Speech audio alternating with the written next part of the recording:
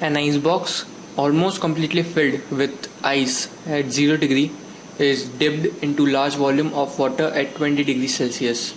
The box has wall of surface area 2400 cm square, thickness 2 mm and thermal conductivity 0.06 watt per meter per degree Celsius.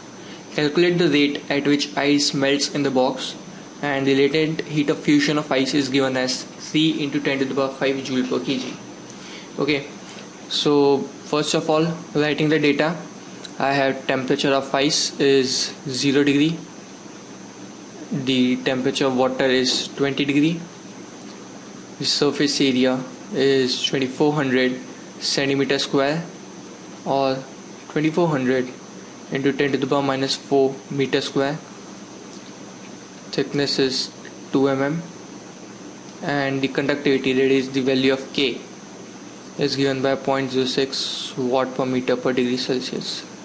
Okay, now we know that the rate of transference of heat, that is dq by dt, is given by the formula Ka delta T by L.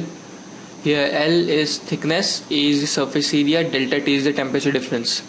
So let's say if I do have a very large volume of water in which an ice is kept, so heat transference will take place from the surface, and the rate of heat transference is calculated by this formula. Substituting the value, I have value of K as 0.06 into area is 2400 into 10 to the power minus 4. Delta T is a temperature difference, that is 20 minus 0, and L, that is thickness, that is 2 mm or 2 into 10 to the power minus 3 meter. This is the rate of flow of heat. Okay, now as the ice is losing heat from outside to inside, it will start melting. So the latent heat of fusion is given by Q is equals to ml. Here this L is the latent heat of fusion.